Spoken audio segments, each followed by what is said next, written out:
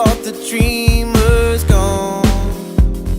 Or have we all just gotten lazy? Something's got to give. There won't be much life left to live. Please send a sign from up above. And if I gotta choose, I choose love. I choose love. I choose love.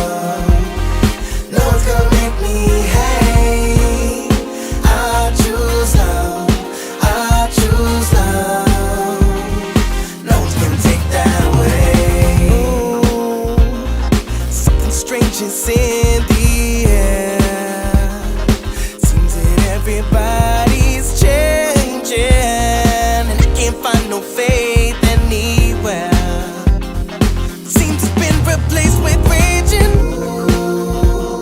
Something's got to give.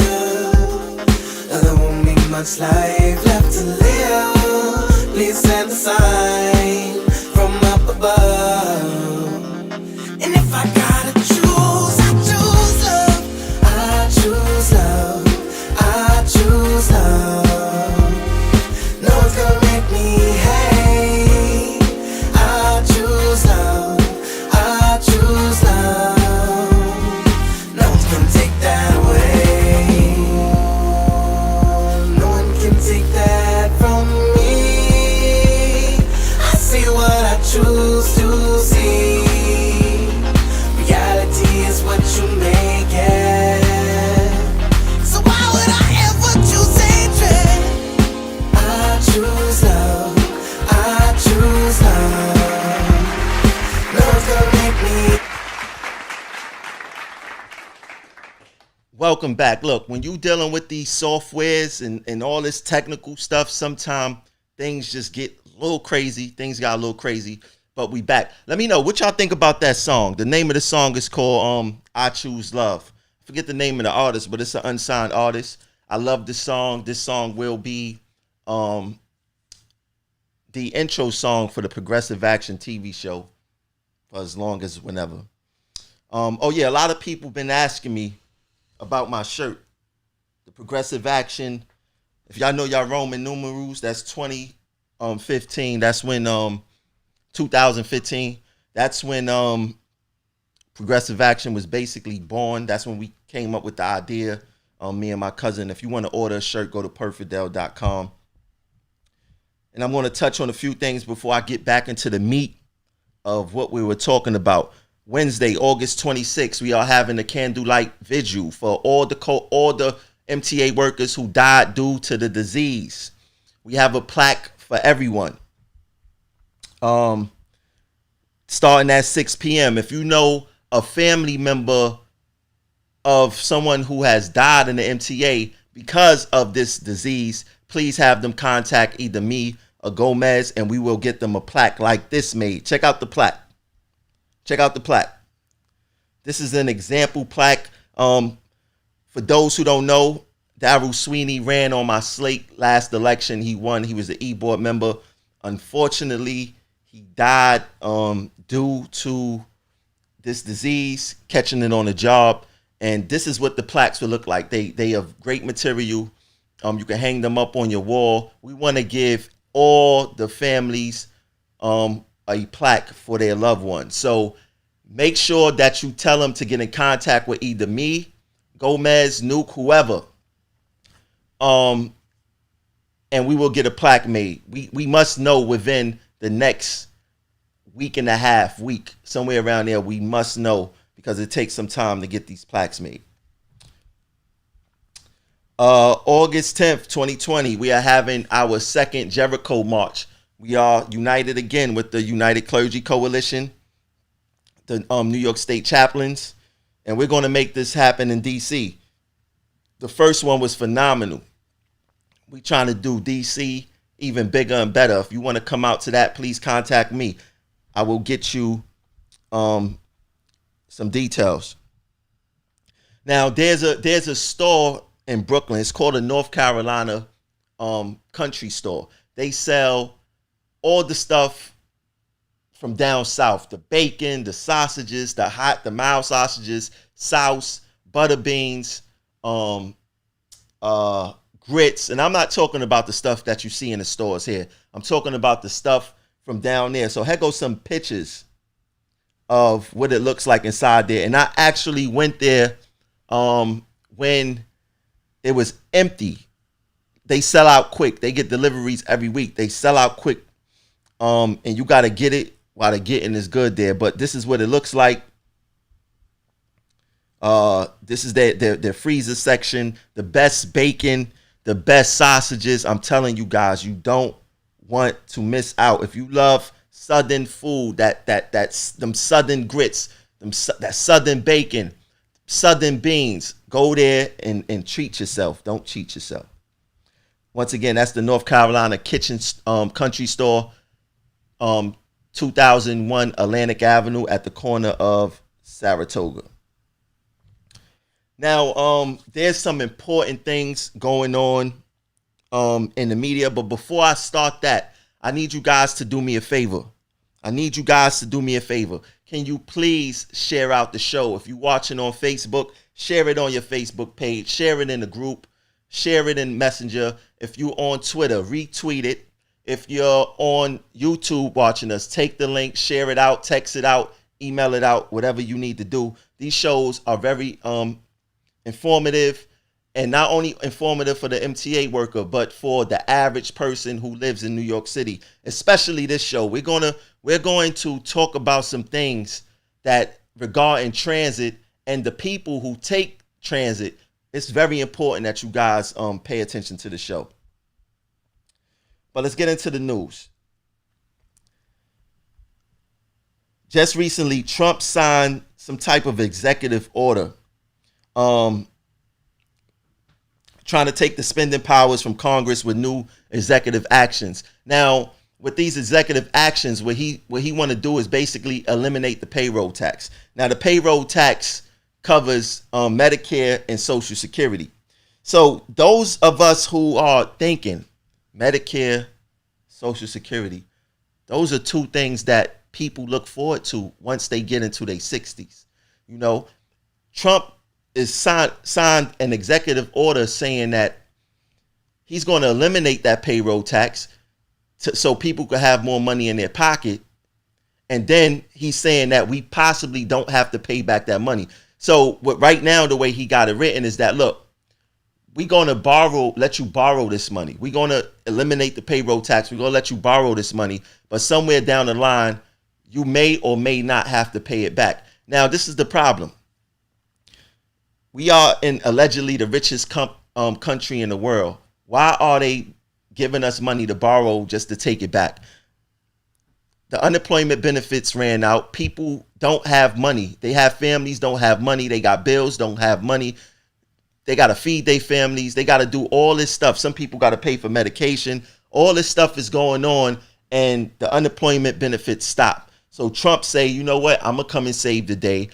I'm going to write executive order, get rid of the payroll tax. But the payroll tax, once again, funds Medicare and funds Social Security. So if we don't have to pay it back, tell me what happens to Social Security or Medicare down the line. That's going to affect us. It's going to affect me.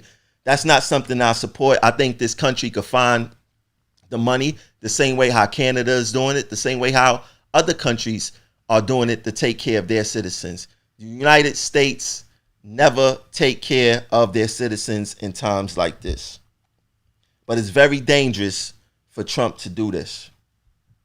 It's very, very dangerous. Now, this is MTA news right now, but I think that everyone needs to pay attention to the climate of not only America, but what's happening in our agencies. We already seen what happened with the George Floyd situation. We see all these cop confrontations, and it always seems it's black and white.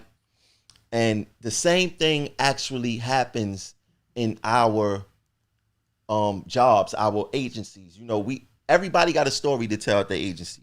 So as you guys know, the MTA got hit hard when it came to COVID and deaths. We have over definitely 130 something deaths. I personally believe that it's in the 140s, but we're going to get into that in a few. But an MTA manager got in trouble for posting this picture. The picture is the MTA logo with looks like could be blood on it. Now, I posted this picture. I used this picture, and the reason I posted this picture was because the MTA really have blood on their hands. I was in the mix. I was there fighting for workers' rights when the MTA first said that you guys can't wear masks because it's against uniform policy and we don't want to scare the public. I was the one who showed that they were hiding masks in their facilities and not giving us the mask, but possibly giving the mask to other people who don't work for the MTA. Progressive Action was the one leading the charge in all these fights regarding management and these masks and our protection. So I'm not mad at that avatar, but what happened is that a manager put that picture up as an avatar and on something called, what's the name of it? Wait, let me see if I could get the name. 1 second, my mind went blank. Slack or something like that. I think it's an intranet system that managers and other supervisors use. This manager put that picture up on Slack as an avatar, and they end up receiving discipline of 30 days for putting up this. I don't even know if it's the same avatar, but this is how it was described to me. How can you, in your right mind, give a manager, offer them 30 days discipline, 30 days without pay for putting up an avatar with this? Forget about what they call that, conduct unbecoming, because that's the only thing they can really charge this person with, conduct unbecoming. What about the conduct that was unbecoming of the managers who denied us masks, who told us that masks are against uniform policy? How about conduct unbecoming for Pat Warren, who's the chief safety officer, who at every MTA board meeting lied about mask distribution, how we're getting masks, how the facilities was being cleaned? How about conduct unbecoming for him? How about conduct unbecoming for Pat Foy or Sarah Feinberg? Where is the conduct unbecoming from them? But a manager, a low-level manager, put up an avatar, a harmless avatar. And this is what boggles my mind. The MTA, they don't care if their negligence killed 130 something people. They don't care about that. They only care about their image. That picture do not warrant 30 days suspension. Now, mind you, the people who are responsible for our health and safety on this job, they are all Caucasian. The people who really had their hand in this mix are all Caucasian, non-black. But and the superintendent who's getting in trouble for this, it's a black woman. She puts up a harmless avatar. A harmless avatar. They want to possibly hit her with conduct unbecoming and give her 30 days. Does that make sense? I mean, she can't feel a way about the MTA. And I'm not saying this is how she feel, but you want to know what? You guys are focusing on the wrong thing right now. This is ludicrous to even think about discipline anyone in the middle of a pandemic. And if you want to discipline people, start at the top. You know what you guys did with Pat Warren? He gave erroneous information. His safety wasn't safe at all because we died. But you guys know what you did to Pat Warren? You guys gave him a promotion. But you want to give this black female manager not a demotion. You want to give her 30 days in a street suspension for a harmless avatar. Ladies and gentlemen, this is who we work for, the MTA.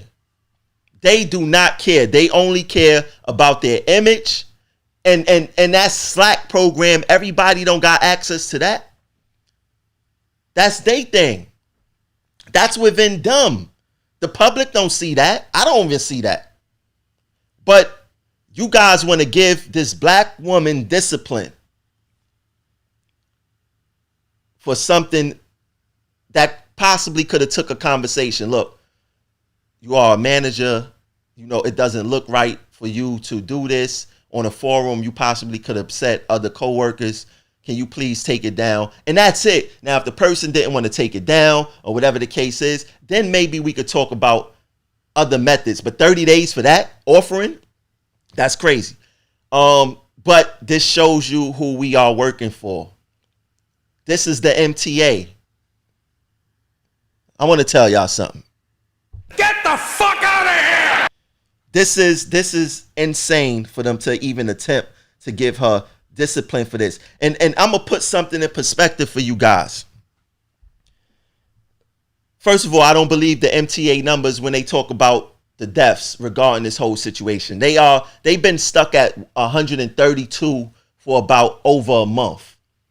I know personally of posts that went up that said this MTA worker have passed because of this disease. The MTA number never moved. In fact, the MTA number never kept up with our numbers. We kept accurate numbers regarding what was going on here and who passed, with names, titles, pictures, and everything. The MTA never kept up. But to put things into perspective, did you know that the MTA, the agency, an agency of 70,000 people, and I'm talking about every department, 70,000 people have more deaths than 6 states.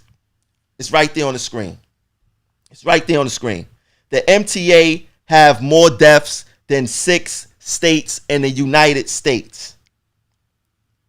And even though I got circled off, I believe 8, South Dakota has 146. West Virginia have 147. I truly believe we are over the 140 mark. But just to put it in perspective, for sure, New York City Transit, MTA have more deaths than 6 states. That is troublesome. But what do they do for the person who is responsible for our safety? They gave Pat Warren a promotion in the middle of a pandemic for a job not well, maybe it was well done for their agenda. But this is one of the worst botched jobs ever. But a black woman manager put up a harmless avatar. Let's be real. You guys want to give her 30 days. This is who we work for. This is exactly who we work for. This is the MTA for you guys. Don't get it twisted. It's a good job. It pays the bills. It gives you health benefits. But it's a lot of BS at this job regarding race and everything else that come along with it. It's a lot of stuff involved with it. And this is how the MTA get down. Now, maybe I call the news and get them involved to see, to show them the differences, because I got listen, I know you guys watch my show. I could blow this thing out of the water. I'll put it to you like that. I'm just gonna be nice. You know, and there's people out there, hold on. This is my chlorophyll water, by the way. Chlorophyll is the best thing you could drink.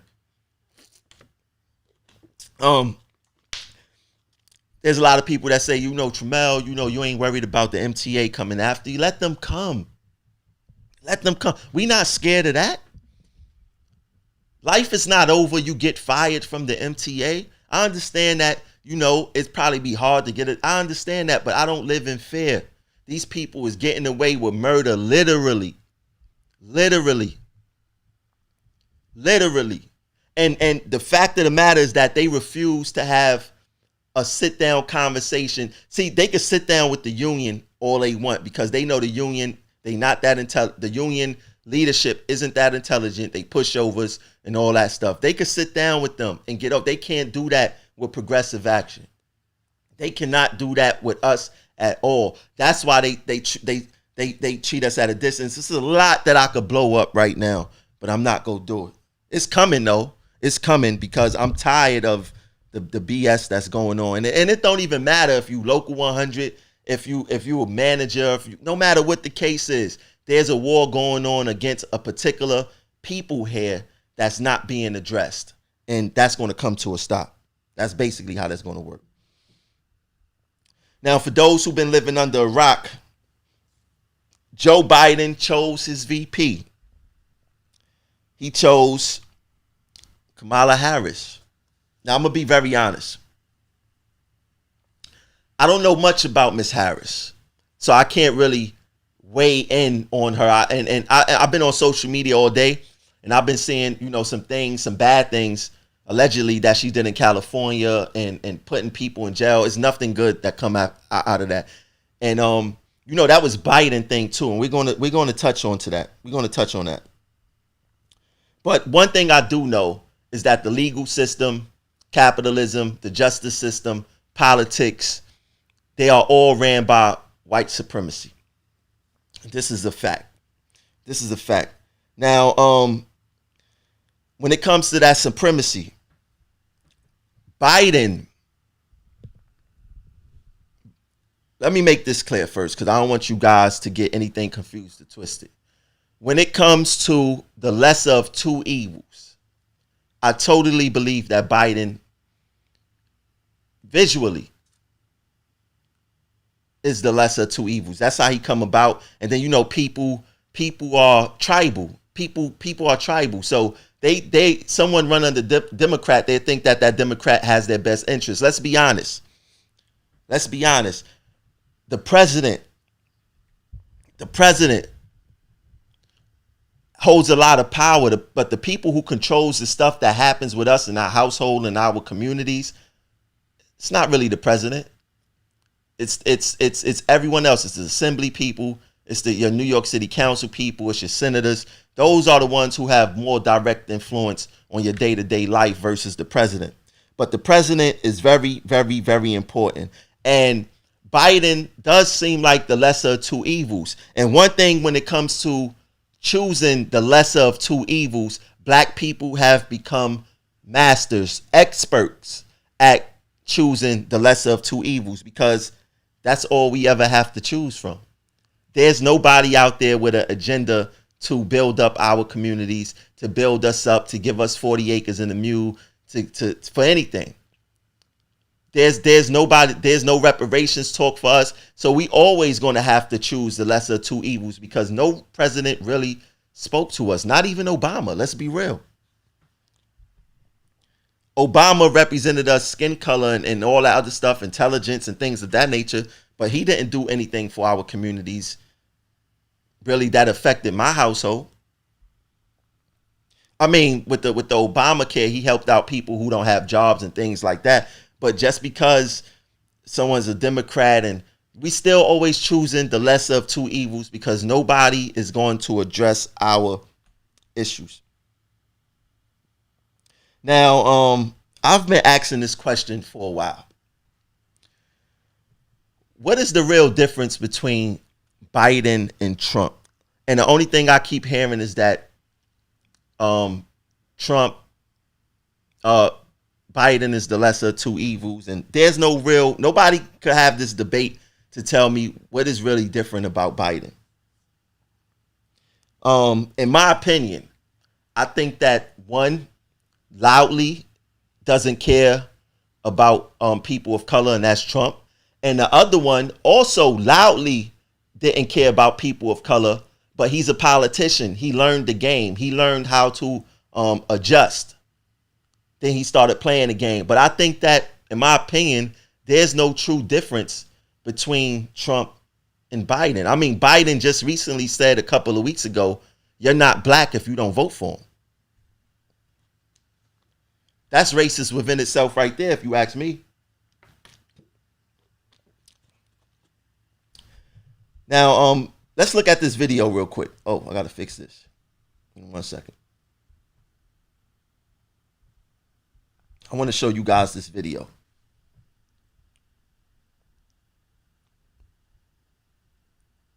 I want you guys to tell me your opinion. Tell me your opinion on this Biden video. Check it out.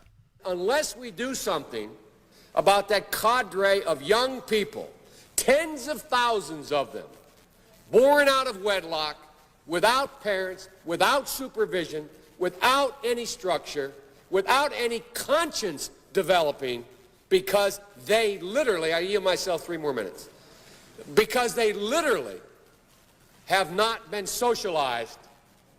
They literally have not had an opportunity. We should focus on them now, not out of a liberal instinct for love, brother, and humanity, although I think that's a good instinct, but for simple, pragmatic reasons. If we don't, they will, or a portion of them will, become the predators 15 years from now.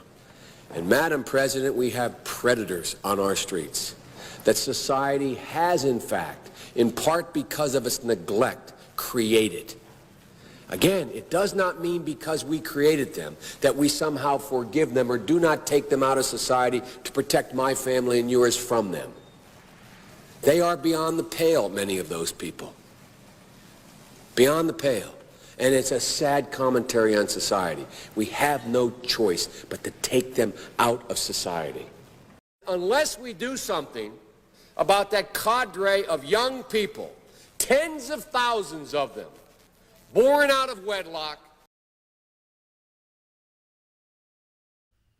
You guys trying to tell me that Biden wasn't speaking like a true racist?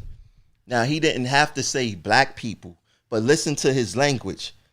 A cadre of people born out of wedlock.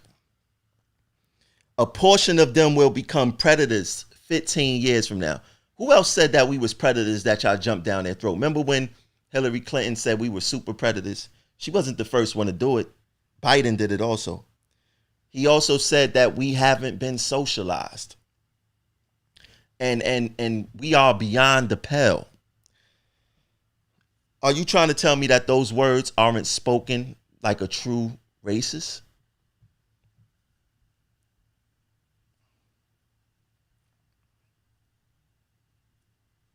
You ever wonder why you hear Biden talk about in his past speeches, he talk about drugs a lot?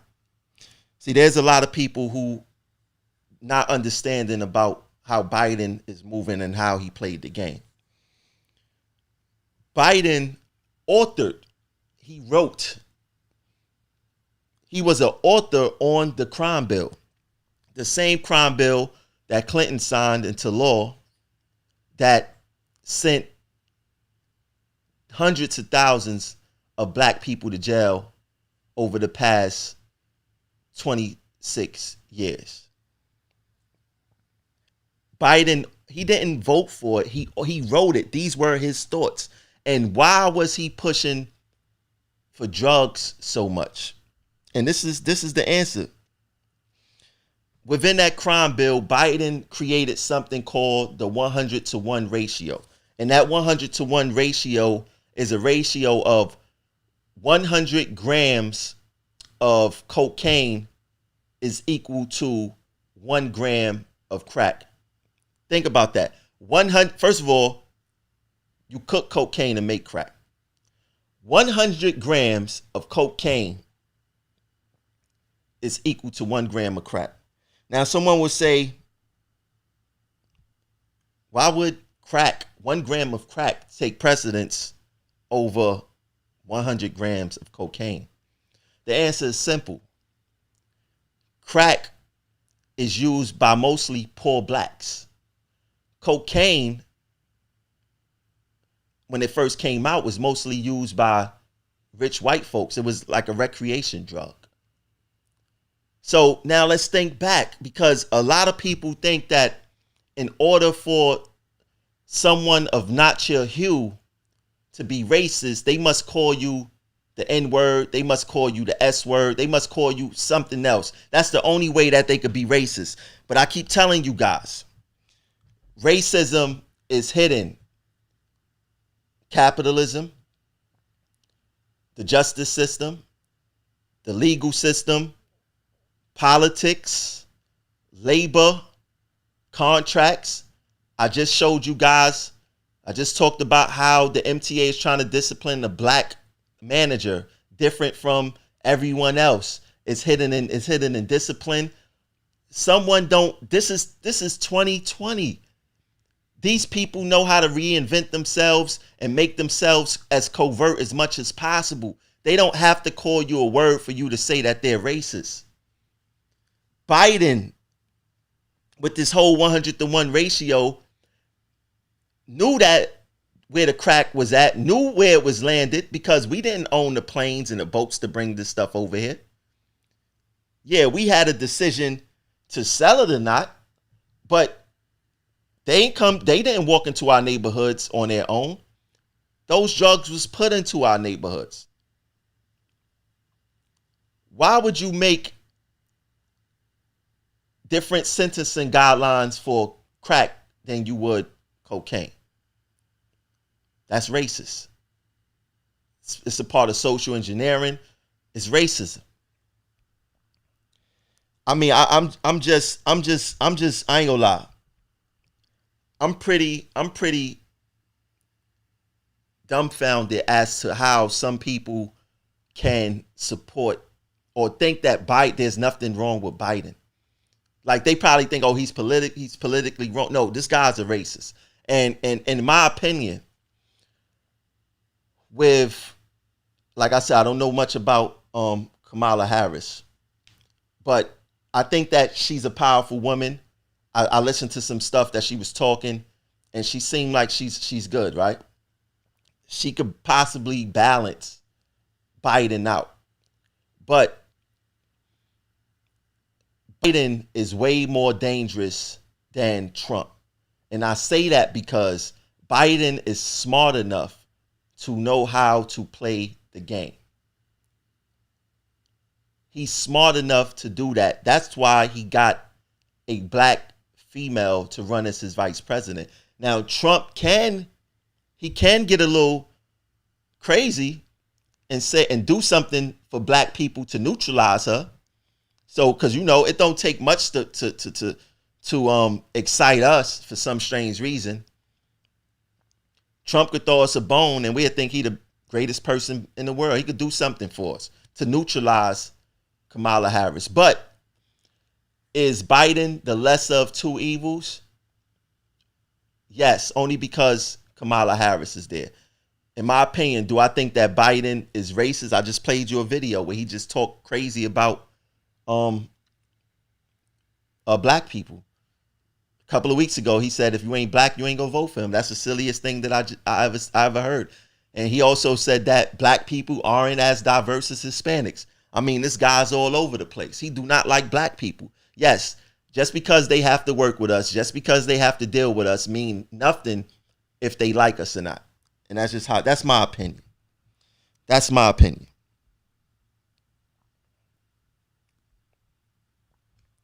That's my opinion. But Biden just may be the lesser of two evils.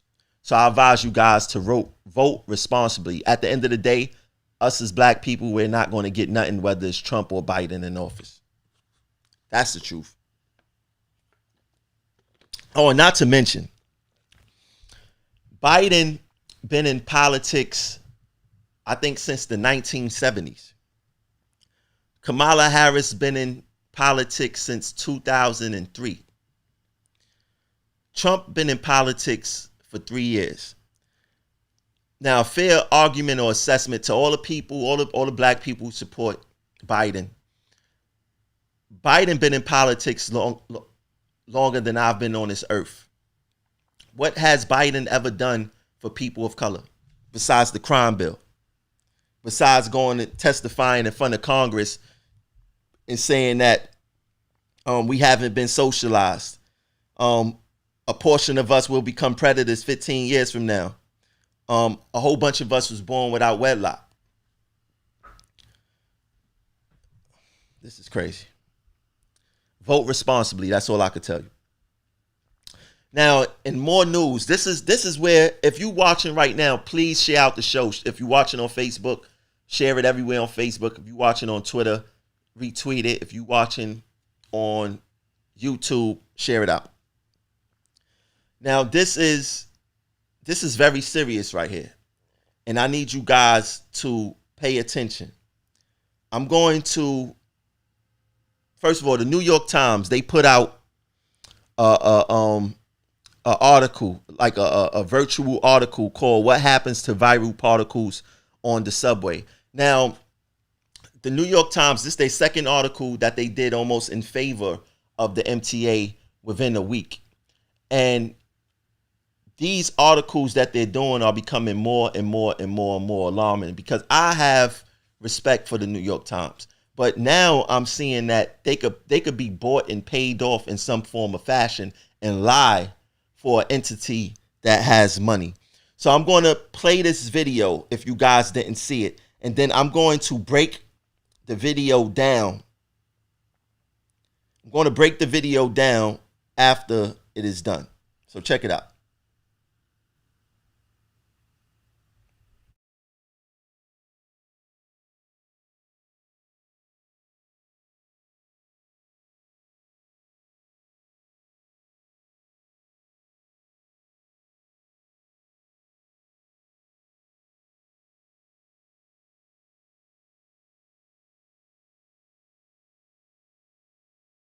I want you guys to read what's going on the screen. Read it.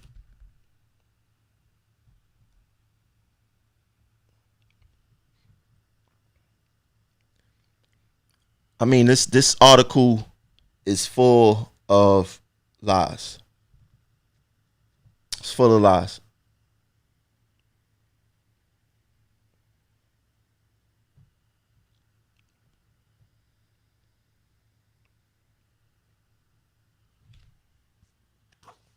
When this is done, I'm going to point out some things about the lies and show you how they are trying to put us in direct danger. And this goes for the rioting public, and this goes for the workers. I need you guys to pay attention.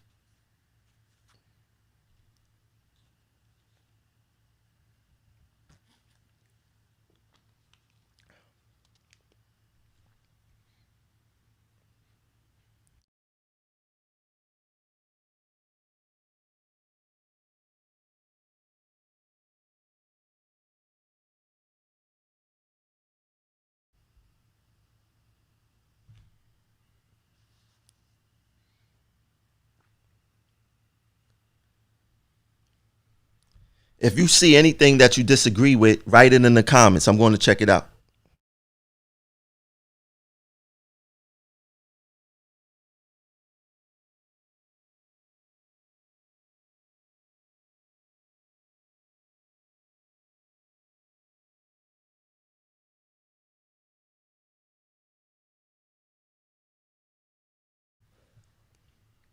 It's very important that we understand what's going on in the propaganda that they're putting together to get the system back up and running, but they're still not being honest.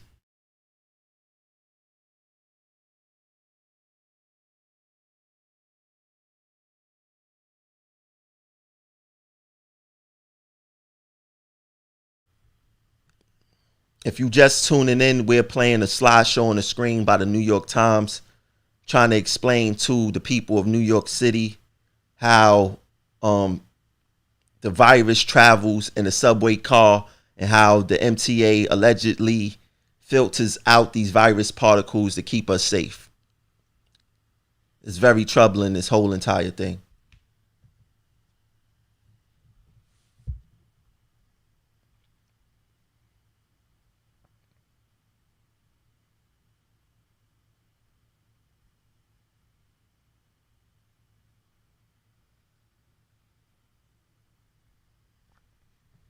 Like I said, if you read something that don't make sense to you, because I purposely put the video slow so you guys can read it for yourselves.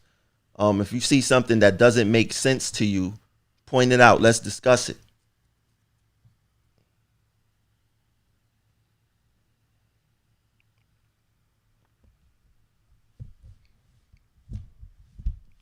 These what's going on the screen right now, they showing how if someone sneezes, how the virus particles move through the car.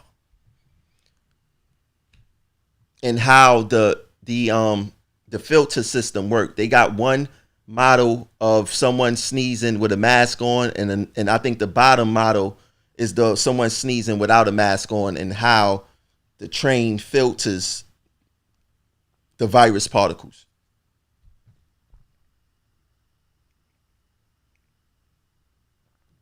But read it. Take your time and read it. This is very important. This is about our safety. This is about our lives. This is about protecting our families.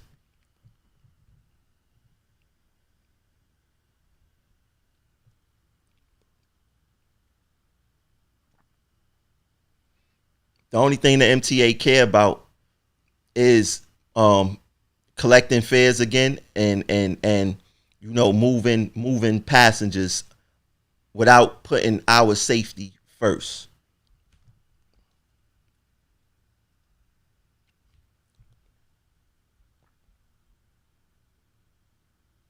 I think it's a few more, like a minute left of it. Like I said, read it. This is very important. It's very important that you guys read what's going on the screen.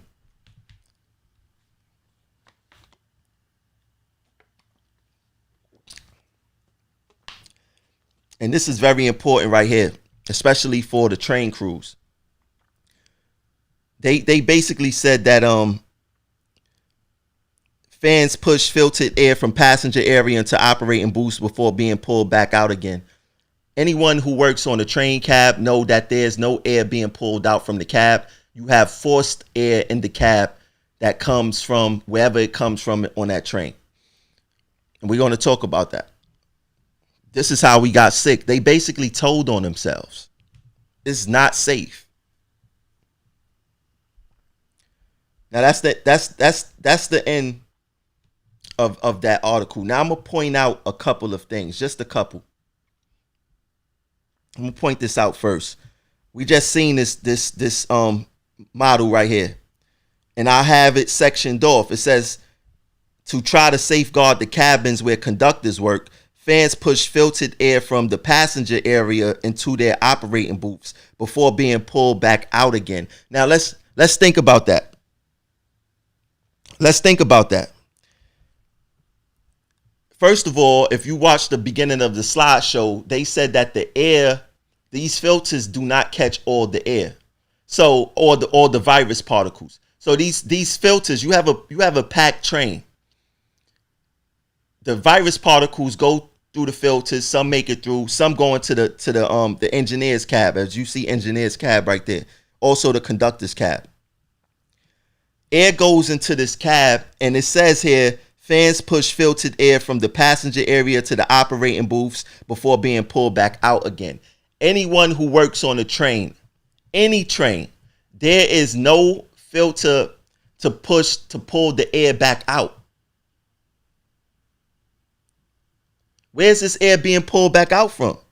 Even in their model, you see the blue line, the HVAC system is coming in, but it don't show where the airflow is being sucked back out. So if the passengers don't even have to be sick to get us sick. Our coworkers could be sick, sneeze, the air doesn't go nowhere. There's no filtration system in our operating cabs. So if a train operator or conductor is sick and they sneezing and they coughing, guess what? You're going to get sick, because this model right here is not true. Even in their own model, you see it. The HVAC is in the blue arrow, and it shows the air coming in, but there's no arrow. The arrow for the airflow from the passenger area is going through the filter in the roof. That has nothing to do with our area. So if there is a worker that's sick, we're going to get sick. I'll point out something else for you guys. And I got it rectangled off. Only 20% of New York's 5.5 million weekday subway riders now use the system. The health experts caution that if more people begin riding the subway, pushing crowding closer to pre-pandemic levels, the ability of the system's ventilation system to lessen the risk of viral transmission diminishes dramatically. Even when riders are wearing masks, it is possible for a passenger to inhale the viral particles exhaled by a sick passenger if they are standing shoulder to shoulder. What that is saying, that if you are a passenger on a train, this is passengers, I need you guys to pay attention. People who take the subway system, bus system, pay attention. If the ridership increases and someone next to you is sick, your mask is not going to help you. The ventilation system is not going to help you because it's going to be burdened by all the extra people on the train. And it's very possible that you can get sick. This is very important. The New York Times and the MTA need to put this in plain language, not coded language. That's why Progressive Action is here. We want to make this as plain as day as possible, and I'm willing to debate any MTA manager about this. Let's go to the next one I want to point to.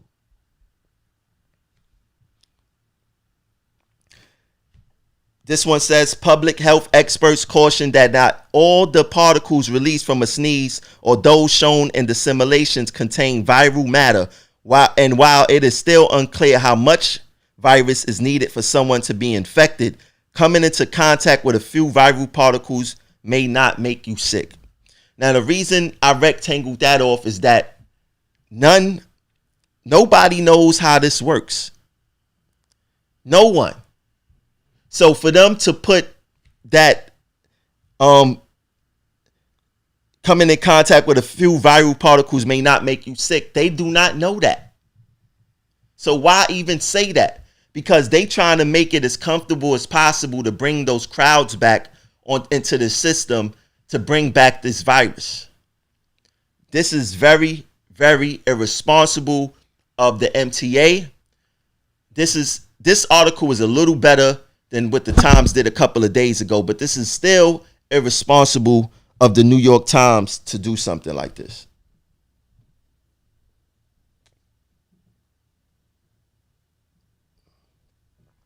It's very irresponsible. And speaking of being irresponsible, I know you guys have seen this video the past 24 hours. I put it out there. It was sent to me from a source. And check out this video and check out this craziness.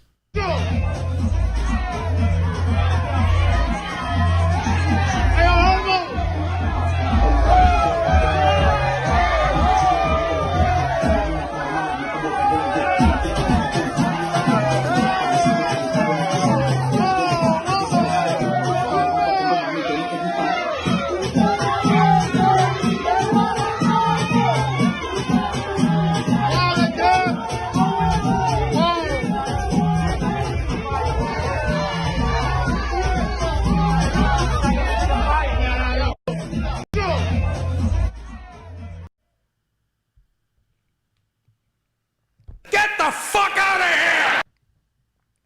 They bugging. Now, I'm going to put this into perspective for you guys. Because, I mean, we could talk about the obvious. We could talk about,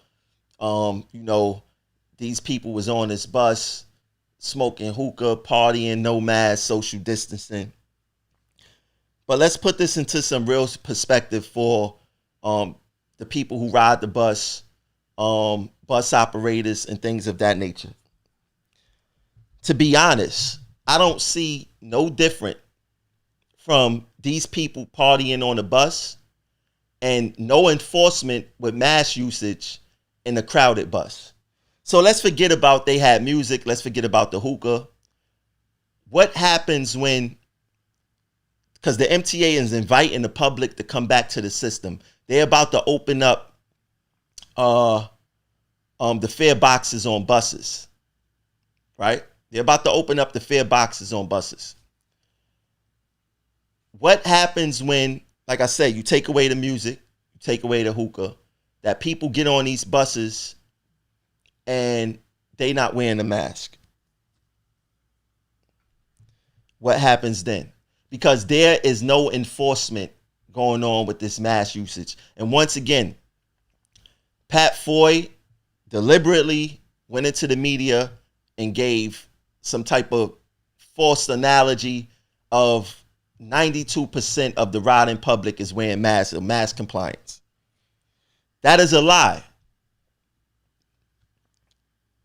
If the MTA is not following every passenger who enters the system from the time they enter the system to the time that they leave the system to say if they were compliant or not, that 92% means nothing.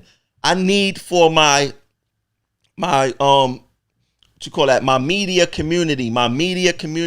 I need you guys to ask Pat Foy, how can you come up with a compliance number on masks if you're not following the passengers from the time they enter the system to the time that they leave? You cannot come up with a number, because let's just say at the point of contact, you actually see them and they have on a mask at that point of contact would probably be one stop. Then the next stop, they take off their mask for 10 stops.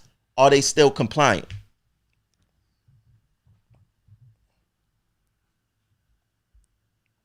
No, they are not. They are not compliant.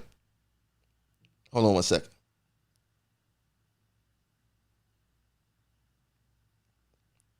They are not compliant.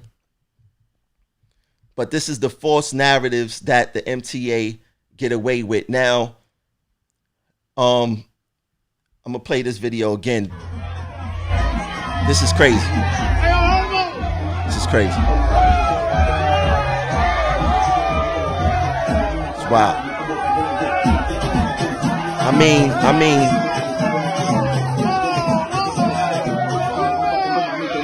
it's crazy. They put everybody in danger when they do stuff like that. Not only themselves, but their families, and more importantly, MTA people who want to make the city run smoothly.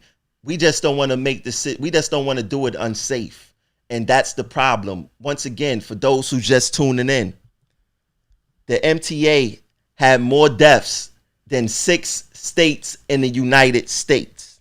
So COVID is not a game for us. Those 6 states, starting from the bottom, are the states that we have more deaths than, and the last 2 are the possibles, because the MTA have frozen the number of deaths regarding us workers, and it's nothing but a publicity stunt. Nothing but a publicity stunt. So I'm gonna play this to. I hope a lot of bus operators is watching. Tag a bus operator to this before I play this next video, because this pertains to something specifically for you guys that I do not agree with. But this is what the MTA is doing, so I want to bring you up to speed. Check out this video.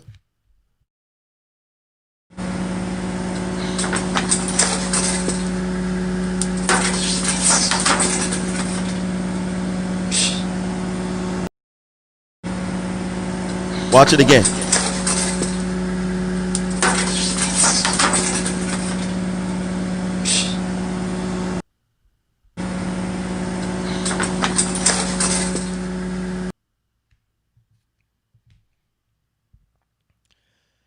That video, ladies and gentlemen, was a video of what the MTA called protecting bus operators. They moved the shower curtain that was in the middle of the bus from the middle of the bus to a shower curtain as a partition where the operators drive at. Get the fuck out of here! I mean, they do not care about workers' safety at all. That is an embarrassing rebuttal for protecting workers regarding this very serious disease. Now, they also have other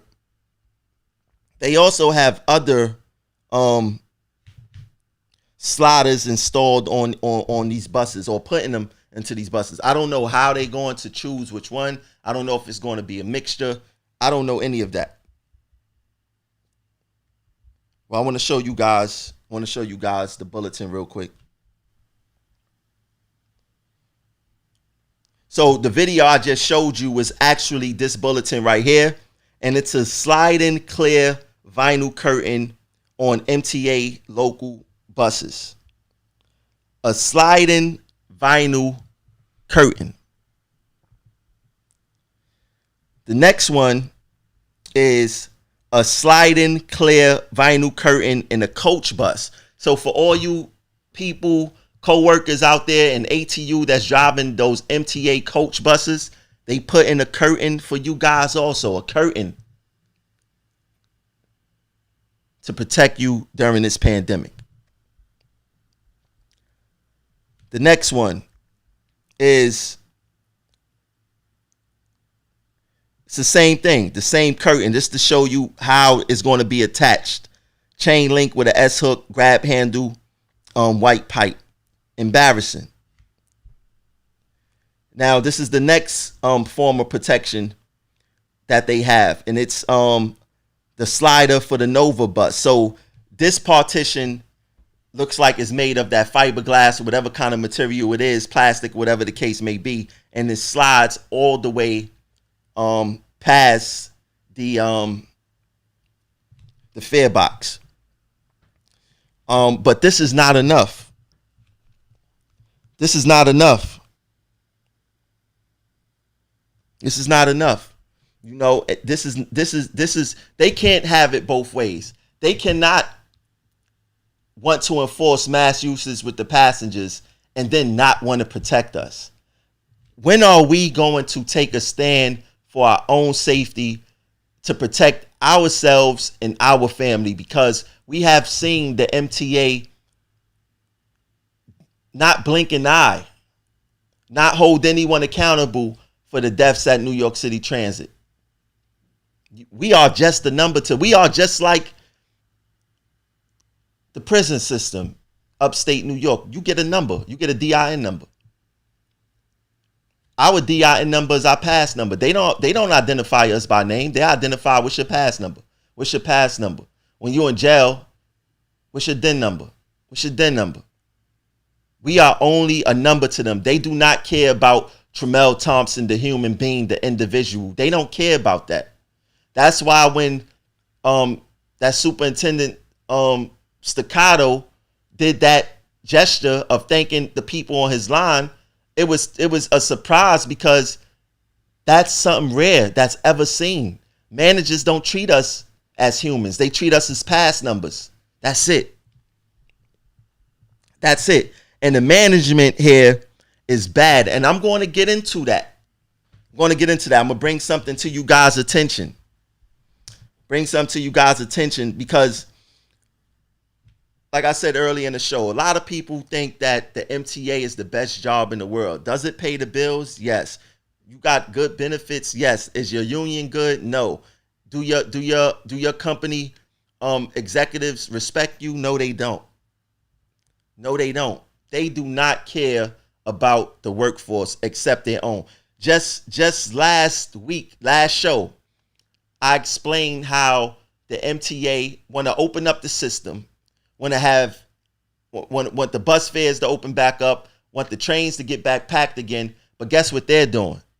They still teleworking from home, because they think that teleworking for managers will help boost their morale. They don't care about the workers who making the system run. They don't care about the passengers. Want to know why? Because the people who's coming up with these things about these sliding doors and these shower curtains, you want to know what they doing?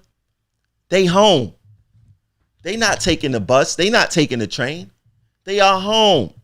They are going to limit their access to this system as much as possible. If they cared, they should have came back to work first. They work in the most controlled environments. They have their own desks. They have their own offices. They have their own cubicles. They should have came back to work first, but they didn't. And that leads me to something called final report. Final report. Now, the MTA surprisingly paid the company, City University of New York, to do some type of transportation research study. It's called the University Transportation Research Center. And the MTA paid for them to look at how they could make management better and how they could increase morale across, the property. So the first thing I'm going to touch on, and I'm going to touch on it briefly because we know that they don't do it. This company said that they need employee recognition. Events are held at all the agencies within the MTA to honor the workforce for achievements in a number of categories, including heroic acts, exceptional service, safety, longevity, and suggestions to improve the workplace, a process of service delivery. The MTA, one thing I could say that they don't do for a fact is suggestions to improve the workplace, a process or service delivery. They do not do that. I can tell you that as a fact. This company even said the MTA need to upgrade the physical aspects of the workplace and ensure clean work environments was raised by interviewees as a concern. Swing rooms where bus operators wait for their next tour to begin and restrooms and stations are some of the areas identified as being in need of further attention. Did the MTA make improvements on these things? No, they didn't. I'm not even going to get into the whole thing, but let's touch on the next page. MTA-wide labor management concern and issues. While relationships between the unions and the MTA vary according to union and agency, there are concerns and issues that are universal. All parties, union and management, agree that business of the organization is to provide the public with service that is reliable, safe, and professionally delivered. Yes, we agree with that. There is no dispute that quality customer service and the safety and security of customers and employees alike are critical core values of the MTA service delivery. That's where it gets spooky. Safety of the employees and safety of the passengers is not a core critical value of the MTA. It is not. It is not. Now, I'm going to make this available for you guys to read. But I want to touch on this next one because this next one is what hits it out the park. Now, check this out. It says, in addition to funding restrictions, other factors account for the inadequate investment in professional development. It is difficult to arrange for time off the job. Strict seniority practices also reduce the incentive for training. Now, this is where it gets important. Listen clearly, people. Many supervisors lack technical skills, management, or communication skills to be adequate mentors. Let me read that again. Many supervisors lack technical skills, management, or communication skills to be adequate mentors. These people recognize that. How many times a supervisor talk crazy to you and you're supposed to be management? Why are you talking to me like that? They lack all types of skills because there's a good old boy club here at the MTA, and it depends on your hue and who butt you kissing at the time before you go get a promotion. You even got to look at the people in RTO, the people in charge of subways, the managers that's in charge of subways, from the ACTO to the generals or the ACTOs. Look at the ACTOs who are responsible for hiring the generals and everyone else and bringing them on board. These guys don't even got their stuff together. And we're going to do a whole show regarding that. The show is going on there.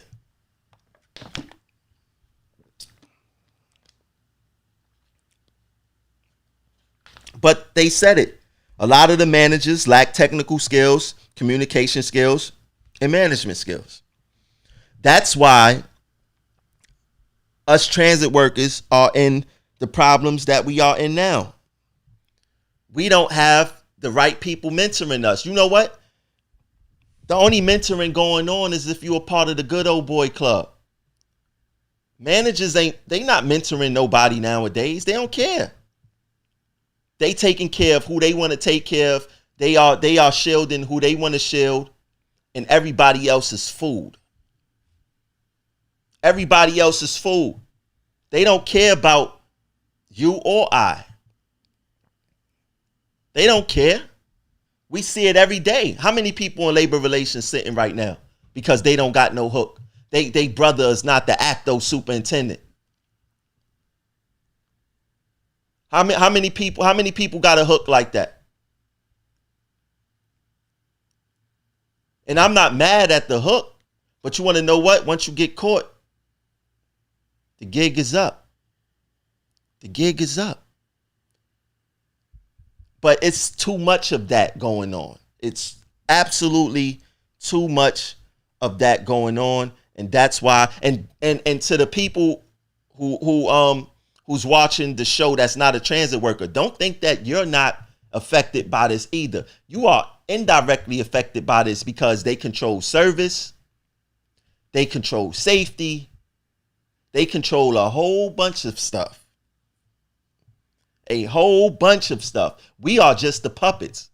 We can't take breaks when we want to take breaks. We can't, we not in control of the headway of the trains. We not in control of any of it. They just tell us what to do and we do it. And if we don't do it how they want us to do it, they write us up. They want to fine us and put us in the street for days without pay. This is what they do. We're not the ones who make the decisions. So don't get mad at the bus operator. Don't get mad at the conductor. Don't get mad at the train operator. Don't get mad at the cleaner. It's not us. We don't make these decisions. It's management. If you want to donate to the show, you could donate via Cash App. The Cash App is Progressive Action 100. You could also donate via PayPal. The PayPal is Progressive Action. The PayPal is Progressive Action. The Cash App is Progressive Action 100. And we also have Patreon. You could donate via Patreon. That's in the link in description of this video on Facebook. And like I leave you guys for the past couple of weeks. Hold on one second. For the past couple of weeks, just want to say this. Breonna Taylor killers are still free. We want justice. You guys take care. And thanks for tuning in to the Progressive Action TV show.